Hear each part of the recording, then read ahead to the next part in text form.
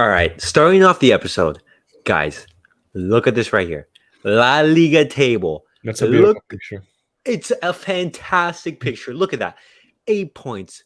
1, 2, 3, 4, 5, 6, 7, 8 points between us and Real Madrid. Real Madrid dropped points today against Mallorca, it was, right? Yeah, Mallorca. Mallorca. They dropped points against Mallorca. Did they drop I points? I already hear. I'm already here. Oh, Courtois didn't play. Oh, we Benzema, have no Benzema. I mean, it's their game to lose. It's Exactly. It's like that, bro. everybody but Courtois playing. They started with a young crappy midfield. Modric and Kroos something at some point in the game. I don't want to hear it. I don't want to hear it. All right, but guys, welcome back to episode 77 of season 2. On today's episode, we're basically going to be giving our post-match reaction to the Sevilla game. But before we started the episode, we just had to look at that La Liga table. Barcelona are 8 points above Real Madrid. That puts a huge cushion between us and Real Madrid. So we for that La Liga title. Don't worry, guys. We were not saying the league is over, but this is a huge cushion, which makes our job so much easier. But as always, guys, let me introduce my co-hosts, Alvaro and Alex. Hey guys, what's up? All right, guys. Also, reminder, I post a link on Twitter at Kool-Aid Podcast 10. If any of you guys want to join and basically join into the discussion, you're always welcome to. I post a link about 10, 15 minutes before we go live. So if you'd like to basically join and discuss with us, you're always welcome to. But, guys, 3-0. I would say convincing victory against Sevilla today at home in the Camp Nou. First half, I would say it was a good half. Barcelona held the ball 90% of the possession, I think, in some instances of play, but we just couldn't score. And then that second brilliant half of football. No, What I are your know guys' thoughts? that first half I had everybody thinking, oh, maybe we're gonna at least come away with at least 1 point and put on top of Madrid. I mean, yeah, we dominated the possession in that first half, but there was really no urgency, no aggression from Barca. And that second half, I mean, well, what else do you want? We usually see a Barca team that after they have the 1-0 lead, they try to play a little more back. Here they won with it all. 3-0 against a team that has given us trouble before, and a team that can compete and beat major clubs in Europe. So dominating. We saw two key players, your Diaba and Rafinha. I mean, assist and a goal for each. Rafinha's trying to make the most out of his opportunity with Dembele out. He's trying to make it harder for Xavi to see who he's gonna play when Dembele comes back. And your Diaba, I mean, he's saying, I know Balde's the new guy in town, but I'm still Like here. he had Jordi Alba Yeah. today. Props to him. He had a fantastic game today. He basically got the first goal to basically open up the scoring, and then he gave I believe that assist to Gavi. No, to Rafinha. I think both him and Rafinha had phenomenal games, and I think the team as a whole. I mean Uh, that ball by Rafinha to Gavi in that goal, mhm. that was a dime. Yeah, yeah, it was a diamond pass. I wanted to say real quick, as long well, as well as you guys, what a game in the second half today. Barca looked a completely different team than they did in the first half. I think the key difference was just their decision making in the final third, Hmm. making the right pass, not not getting too excited. But I think it was also a matter of wearing down the Sevilla's defense, and we saw this because in the first half, of course, is a team that's going to have to sit back and is not going to be able to enjoy most of the ball possession. I mean, who does against Barca, right? And they had to take their counter-attacking chances. They had to look for set pieces, and they weren't able to. But Barca did one thing right, which was wearing down the defense, getting chance after chance after chance. And although it can be frustrating to see them not score these, I think that was the main component in what led us to ultimately score because the defense gets tired of tracking back, of marking so many people at the same time. So I thought we did good. I thought Cassie had a great game. I think Oh for some yeah, people he might have. he came on for Busquets in the 5th minute right there. Mhm. Yeah. For I some people, mean, it might have I gone. His mean performance might that have gone a bit. pass, that pass between three with three people on them to your Diaba, that Yeah, was that was beautiful. a dime. And I think it's what I was saying. I think it's a performance that maybe for some it went a little bit under the radar, but I thought it was a very solid performance. He Hmm. came in, he did what he had to do. Defensively, he was solid, won the ball back, and his passing was good.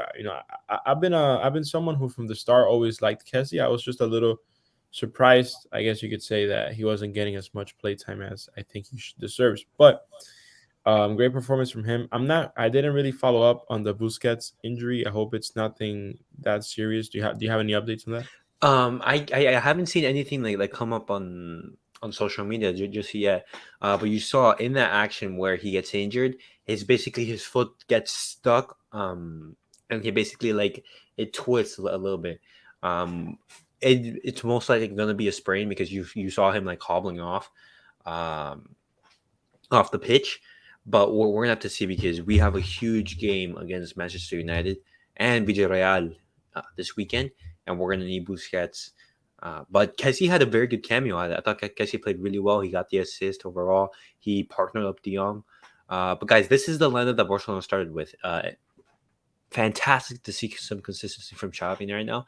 I think he's basically found his system. This is the system that we're basically not going to go with. That four-man midfield, Jordi Alba replacing Balde. I believe it's because Balde had a little fever before the game. He didn't train, and that's why. Besides, it's good to give him some rest and give Jordi Of Alba course. a run.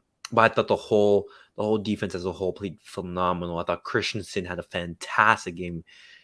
His on the ball, his distribution is so perfect, and every touch he just oozes quality. And I would say that for the defense as a whole. Um, you just see the quality. And Frankie De Jong, oh my God, the game from Frankie De Jong. This is one of the best games I've seen from Frankie De Jong in the Barcelona shirt, where he was just basically able to dictate the play and play phenomenally. And I think Yeah. he's found his best position at the club. I think so too, and I don't think it's something that we've thought of too much. But I think the young as of late has been very solid and has Yeah, fit very well into the system. And I think it's also because we have the two-man pivot, and it allows yeah, him, yeah, it allows him to defend, but it also gives him more freedom to go up and create. And I thought he was yeah. You're wonderful right. at doing that. We saw Hmm. the in the build-up to Rafinha's goal, we saw the long through ball. Well, it was more of a ping than anything. The ping Yeah, by the young to your Diaba where he fought him, where he found him, and then your Diaba gave a great pass to Rafinha, and the rest is history. Now, I wanted to point one thing out. I thought Conde had an excellent game today, yeah. and it's worth noting because he's playing his ex team, and that ended up itself always has I was saying atmosphere of tension. Yeah, it's hard to play against ex teammates and whatnot, but great game. I believe he was the one that gave the long ball as well to Rafinha in the build up to Gavi's goal. So great work by him there. Um, Midfield wise, I thought we were solid today as well. Pedri, Gavi, usual for them. And yeah, like I said, Kessie, I loved his performance today. And Adri Diaba, of course, class. And defensively, I thought we were very solid too. I don't think we really gave a lot of chances. I know there was a header at the end of the game that was almost a goal from a corner for Sevilla, but overall, very solid performance. Ter Stegen, as always, this season he's been great. And I mean, what else can we say? You know what? A player that I wanted to mention real quick. I thought Lewandowski had a good game today. He wasn't able to score, but we saw his build-up play was decent. He gave a few good chances. I just thought he was unlucky, but we're so lucky to have him at the club. No, no, exactly. Lewandowski is one of those type of players. Like, yeah, maybe he's not in the greatest of forms, but I thought today he played a very good game. I believe there was one shot where Bono had to pull out like a fantastic Yeah, that's save true. right there. That was a great shot from him. I thought his build up play was really good. I thought this was like a much improved performance, even though he didn't score. Um, but the goals will come just because he is a clinical finisher, and He's so classy. He's a ex- poacher. If you put that ball in the yeah, box, he's gonna exactly. score, no doubt. Uh-huh. And now I think we this has been coming, but Rafinha, what a performance from Rafinha. Yeah, I I think was saving him for last as well to talk about him. exactly, bro. Like his performance tonight was amazing. His work off the ball, his passing, his goal, his assist, that assist to Gavi. I think Rafinha was just class. And you saw that when he got subbed off for Ferran Torres, you basically got that ovation from the crowd as well as Jordi Alba. Yeah, and it's something that I've been wanting to see for a minute now. I love him as a player. I've been saying this. I was a huge fan of him when he was at Leeds, and from the beginning, of course, he's coming to your team. You want him to play well, but also for him as a player, he seems like a good guy and a team player. At the end of the day, I know maybe sometimes Brazilian wingers have the stereotype of being very selfish, very self-centered, but I Yeah. think he's a very genuine guy who really cares about the team. And Yeah. to see him play like that, it's just a joy. I thought again, there were moments in the game where I was like, you know what, he isn't having the greatest game just because of mistakes he would make. But listen, when he, I feel like when he concentrated, when he sat, set his mind down and said, "This is what we're gonna do," and he did great. He got a goal Mm-hmm. from good positioning, got a great assist, and the numbers have been there. It's also good to see them play well, and I think he's starting to play with more confidence. And listen, if this is the future, who knows? Maybe we won't be seeing a lot more of the four-man midfield. No, we'll find that. I don't know, and that's gonna give some very tough competition for Sharpman. Even a very nice problem to have. Who do you choose, Usman Dembele or Rafinha? I look my personal opinion. I think you can't have both, and this is why. Yeah, you can't have both. Both players, they are both good at changing the pace. Now they do it in different ways, right? Dembele is through speed, right? Acceleration, getting the ball around the player, dribbling. Yeah, yeah, Rafinha is one more on through, ones, take yeah, ons. right. Rafinha is more through movement, right? Yeah, He'll back pass sometimes, right? He's not dumb either, right? He's not gonna give the ball away, but he takes the players on, and he always gives himself room to cross, and that's sometimes something that Belly isn't great at. But they're both very different players. They do each thing great in their own way, but I just think you can't have both at the same time. Even if Dembele plays left wing, I don't think it matters for him. I just think they both change the focus of the attack too much in one way, right? and And and I think specifically when yeah, we look at our personnel in the midfield, I think our players suffer. For example, if you play Frankie De Jong, I don't think Frankie De Jong is his best position as a sole pivot. yeah, I don't, Um, I don't think he's ready. I don't think he'll right, ever be. I mean, some players just aren't exactly. built for a certain Yeah, role. exactly. He's not a sole pivot. Busquets, he can't be the sole pivot anymore just because he doesn't have the legs. So with that four-man midfield, basically he's playing to each player's best attributes. Mm, And when you basically remove that extra midfielder, you basically it's to the detriment of the team. right.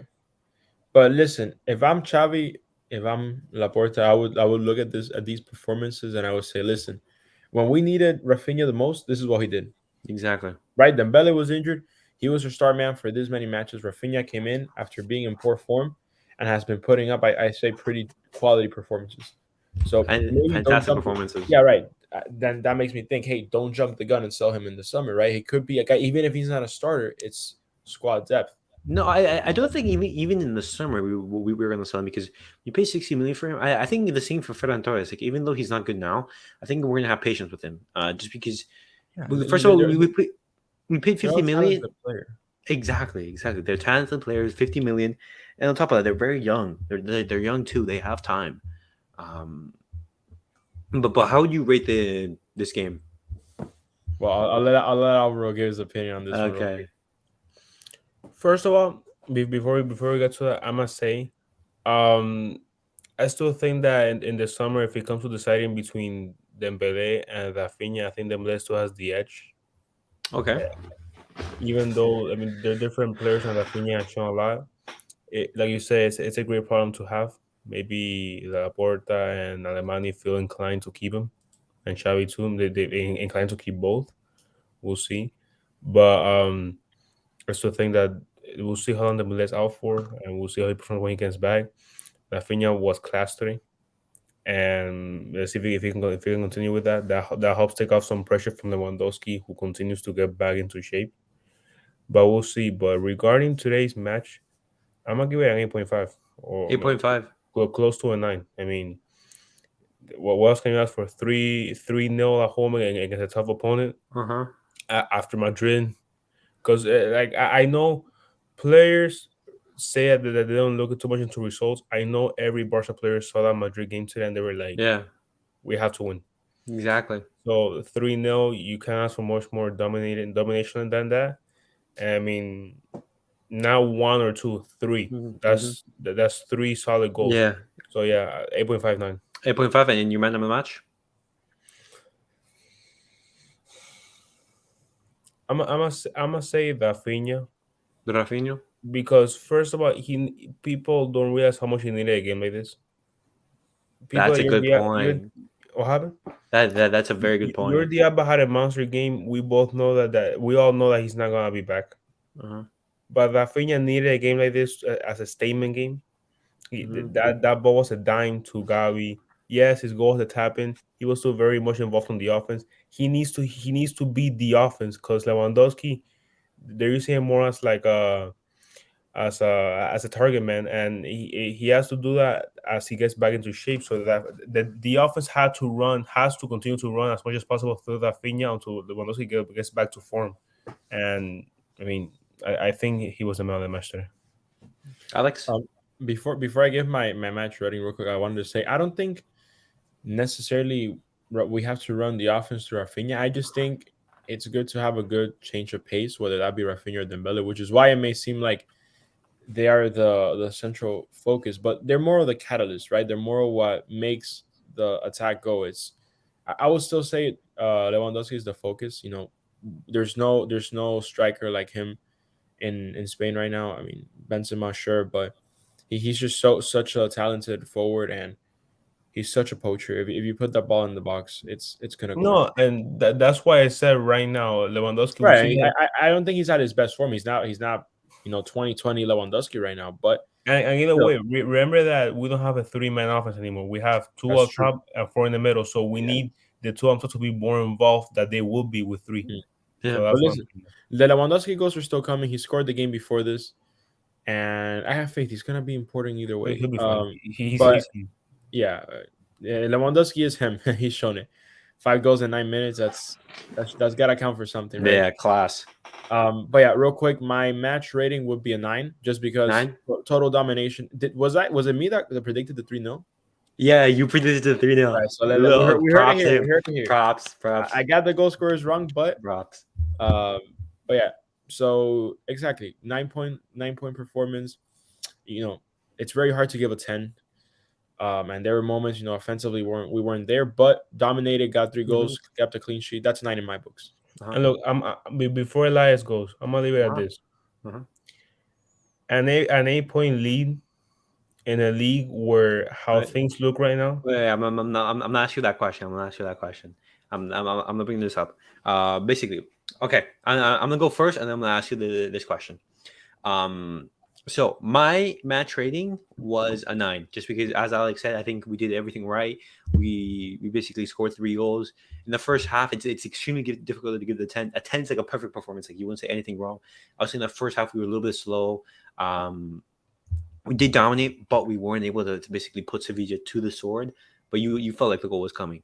But question, guys, with that 8 point cushion, is the La Liga tie race over? No. I'm gonna say no, but Okay. I'm also gonna say how we're playing right now, bearing any major injuries. The only team that can beat us right now is Madrid. Atletico Madrid it's not even at the level of that Sociedad.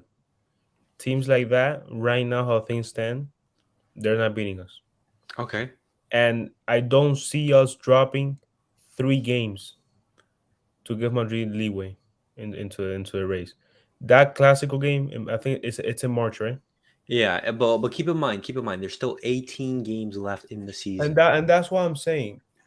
Personally, the way this team is playing, bearing any injuries, I'm not saying the league is won, but it's gonna be very, very, very difficult for them to one day drop all those games and Madrid pick up right away. How things stand. We see who comes in, we see who gets injured, whatever. Uh-huh. How things stand, the team to beat is Madrid. Okay, That's Alex. a team to beat. Yeah, I'm on the same boat as Alvaro. I think it's gonna be very difficult unless Barca again, by God forbid, by some freak miracle, accident, not miracle, by some freak accident, a bunch of our players get injured, a bunch of our key players. I think maybe that could happen. Kind of like how it happened in October. It was a very tough month for us with all the injuries, especially on defense. But Assuming most of the players stay healthy and we keep a relatively similar pace, relatively similar form, I think we're league winners. But I will say this. Yeah, Go real ahead. quick, I will say this. We just gotta keep it up.